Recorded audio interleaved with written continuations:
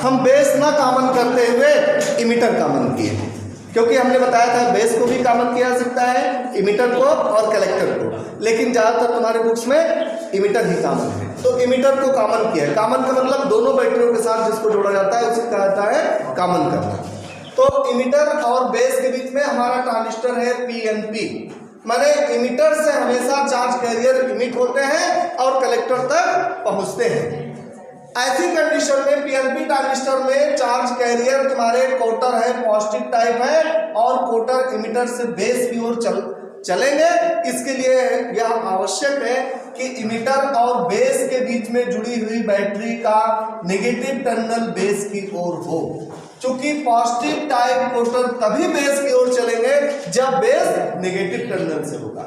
इसलिए एक battery low tension की बैटरी और से के नेगेटिव टर्मिनल से हम बेस को जोड़ते हैं और डायरेक्ट ना जोड़ें, चूंकि शॉर्ट भी हो सकता है, इसलिए एक लोड प्रतिरोध आर इन के सहारे आर इन को सीरीज में जोड़ते हुए हम बेस पर एक वोल्टेज लो वोल्टेज अप्लाई करते हैं जो VEB के नेगेटिव टर्मिनल से जुड़ा होता है। तो VEB के नेगेटिव टर्मिनल को बेस से जोड़ते हैं, तब इमिटर से चलने वाले पॉजिटिव टाइप कोटर बेस की ओर चलते हैं।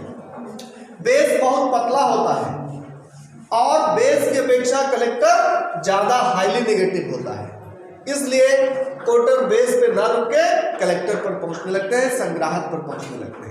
संग्राहक पर पहुंचने के लिए यह आवश्यक है कि इमिटर से निकले हुए कोटर संग्राहक पर पहुंचे। इसके लिए यह आवश्यक है कि एक बैटरी हाई टेंशन की बैटरी जिसका वोल्टेज VEB से ज्यादा, ठीक है, नहीं तो बेस पर ही रुक जाएगी। VEB से हाई वोल्टेज, काफी ज्यादा हाई वोल्टेज, हमको ज्यादा करंट पावर में ज्यादा बढ़ोतरी करना होता है, हमें पावर गेन ज्यादा करना होता है, इसलिए हाई टेंशन की बैटरी जोड़ते हैं इमिटर और कलेक्टर के बीच में, जिसके नेगेटिव टर्मिनल को हम कलेक्टर से जोड़ते हैं। किससे जोड़ते हैं? कलेक्टर से, ताकि इमिटर से चलने वाले कोटर पॉजिटिव टाइप कोटर कलेक्टर पर जाए। इसके लिए जरूरी है कि कलेक्टर ज्यादा हाईली नेगेटिव हो। इसके लिए एक हाई वोल्टेज की बैटरी VCE इमिटर और कलेक्टर के बीच में जुड़ी बैटरी के नेगेटिव टर्मिनल को कलेक्टर से और पॉजिटिव टर्मिनल को इमिटर के साथ। इमिटर VEB के एक टर्मिनल से माने पॉजिटिव टर्मिनल से और VEB के पॉजिटिव टर्मिनल से VEC के भी पॉजिटिव टर्मिनल से दोनों बैटरियों के साथ एक एक टर्मिनल इसके साथ जुड़ा है। इसका मतलब इमिटर कॉमन है दोनों बैटरियों के साथ, इसीलिए इसको कहते हैं ये इमिटर कॉमन इमिटर की एक कंडीशन है, क्योंकि इसमें इमिटर दोनों बैटरियों के साथ कॉमन है। तो इस तरह से इसकी वर्किंग हुई। किसी टाइम जब हम कुछ नहीं बोल रहे हैं माइक्रोफोन में, बिल्कुल कोई आवाज नहीं निकाल रहे हैं, तब VEB का नेगेटिव टर्मिनल की नेगेटिविटी Rin के सहारे इमिटर बेस तक पहुंचती है, और इस तरह से यह कोटर इमिटर के कोटर बेस की ओर थोड़ा थोड़ा मात्रा में चलते हैं। और चूंकि कलेक्टर बेस से अधिक नेगेटिव चार्ज पर होता है, नेगेटिव वोल्टेज पर होता है, इसलिए यह कोटर कलेक्टर तक पहुंचते हैं और थोड़ा थोड़ा करंट चलता रहता है। उसमें अभी कोई वेरिएशन नहीं हुआ, कोई चेंज नहीं हुआ, और इस तरह के करंट को हम लीकेज करंट कहते हैं। जब कभी आपने देखा होगा कि माइक्रोफोन में कुछ नहीं बोला जा रहा है, फिर भी साउंड में या माइक में हल्की हल्की सनसनाहट या गुनगुनाहट की आवाज आती रहती है। इस वोल्टेज को काफी बढ़ा दिया जाए, इमिटर और बेस वोल्टेज को काफी हाई कर दिया जाए, तो ऐसी कंडीशन में एक बीप की आवाज तेजी से IE बढ़ जाती है। IE बढ़ने से IB और IC बढ़ जाता है। IC बढ़ने से इस रूट की कंडक्टिविटी बढ़ जाती है, बेस और कलेक्टर के बीच की कंडक्टिविटी बढ़ जाती है, क्योंकि ये रिवर्स बायस में रहते हैं। शुरू में ज्यादा करंट नहीं चलता जब तक बेस से क्रॉस करके चार्ज कैरियर कहाँ ना पहुंच जाए, यहाँ से बेस और कलेक्टर के बीच। यहाँ पर आपने लिया है ऐसे एक ट्रांजिस्टर लिया है, तो जिसमें इमिटर बेस कलेक्टर, तो ये कलेक्टर और बेस के बीच का जो पीएन जंक्शन है रिवर्स बायस में रहता है। सारे कोटर्स नेगेटिव टर्मिनल की ओर खुद ब खुद रहते हैं, लेकिन इसलिए करंट कंडक्शन नहीं होता। बीच में लगता है जैसे वायर कटा हो या इनका रेजिस्टेंस बहुत ज्यादा हो। तो इमिटर से बेस के बीच में यहाँ यह रेजिस्टेंस बहुत ज्यादा रहता है। जब पहला पीएन जंक्शन फॉरवर्ड बायस में हो, यहाँ से टोटल आते हैं, इस जगह को फिलअप करते हैं, तब इनकी कंडक्टिविटी बढ़ती है। इसलिए जैसे ही किसी क्षण हम कुछ नहीं बोल रहे हैं तब भी थोड़ा थोड़ा करंट चलता रहता है, इसको लीकेज करंट कहते हैं। किसी क्षण हमारे बोलने से माइक्रोफोन में एक सिग्नल बना जिसका पॉजिटिव टर्मिनल, पॉजिटिव चक्र बेस पर लगाया गया, पॉजिटिव टर्मिनल बेस पर लगा। ऐसी कंडीशन में पहले जो कुछ भी करंट चल रहा था, इसमें आउटपुट जो लीकेज करंट मिल रहा था उसमें कमी आती है बहुत तेजी से, क्योंकि नेगेटिव टर्मिनल यहाँ होने से करंट चल रहा था।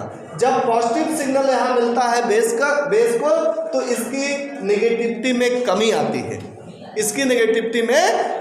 है, और आधार धारा घट जाती है, IE घट जाती है। इमिटर की जो करंट है IE वो घट जाती है। IE घटने से IC घटती है, और IC घटने से इमिटर से कलेक्टर के बीच की कंडक्टिविटी घट जाती है।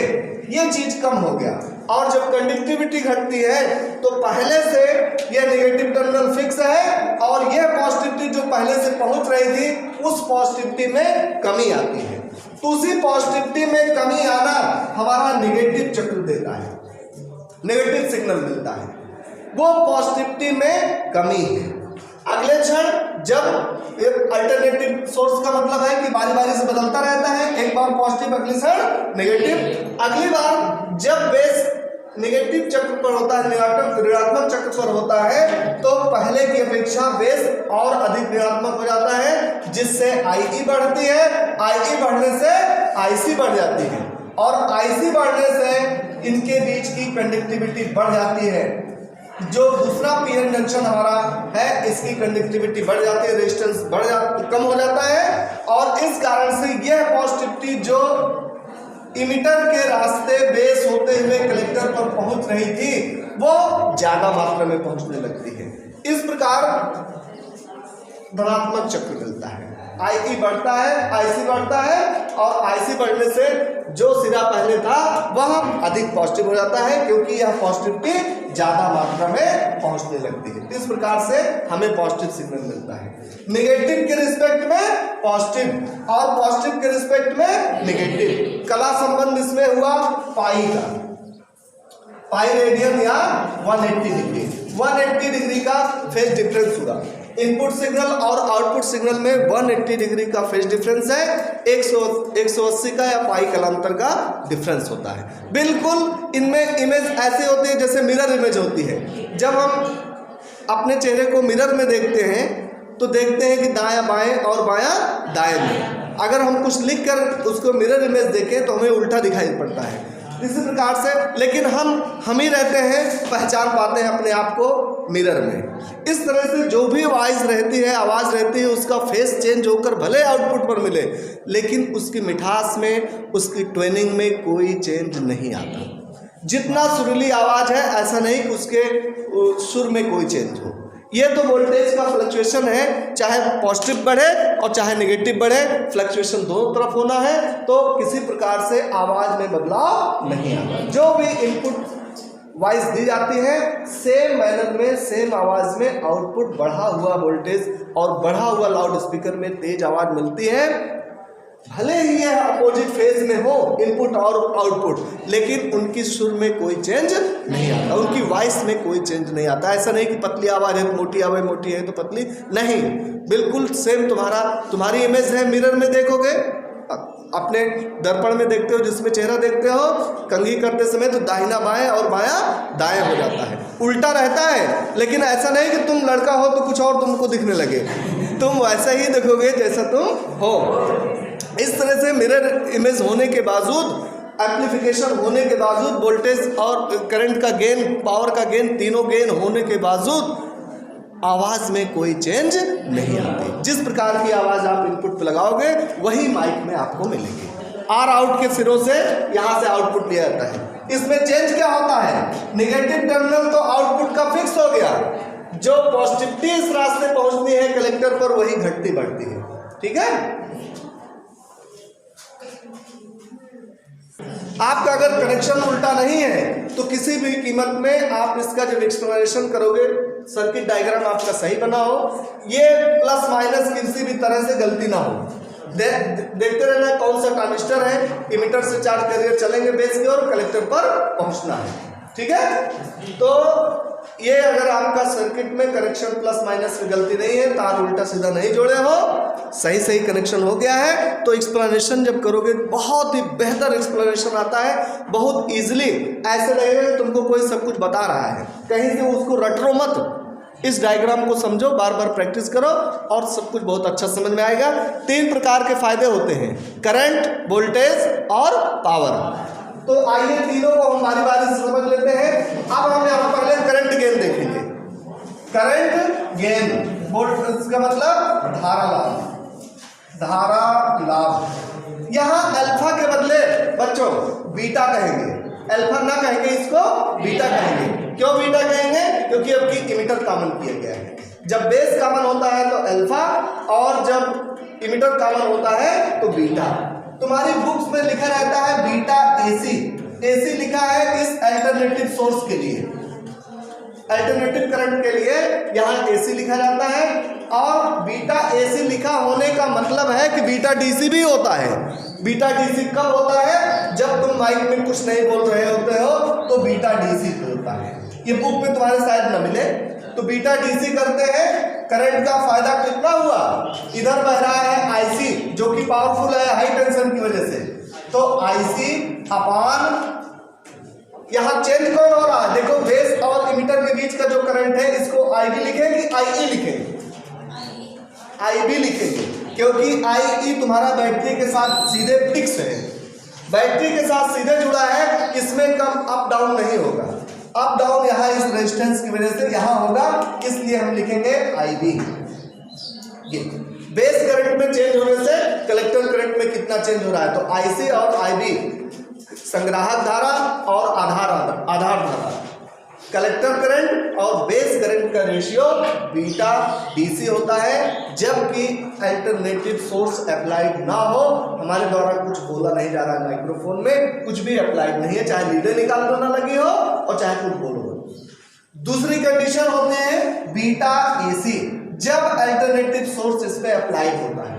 माइक्रोफोन से बोलकर कोई इलेक्ट्रिकल सिग्नल हम अप्लाइड करते हैं एम्पलीफायर पर, ऐसी कंडीशन में इसको बीटा डीसी ना कह के बीटा एसी कहेंगे, क्योंकि हम जो बोलेंगे उससे जो वाइब्रेशन होगा वो अपने साम्य अवस्था, ये सैचुरेटेड कंडीशन के दोनों ओर वाइब्रेशन होता है आवाज से, इस प्रकार अल्टरनेटिव सिग्नल प्राप्त होता है। और जब इसे लगाते हैं तब करंट गेन को हम कहते हैं बीटा एसी। बीटा एसी करते हैं तो इसी में फ्लक्चुएशन होने लगता है, अप डाउन होने लगता है, तो इसको लिखेंगे delta IC upon delta IB. ये हो गया करंट गेन। दूसरा है वोल्टेज गेन, एम्प्लीफिकेशन इन वोल्टेज। वोल्टेज गेन हमेशा आप पढ़े हो V = IR, क्या पढ़े हो? V = IR। तो वोल्टेज का गेन जब करना होगा current gain into resistance gain.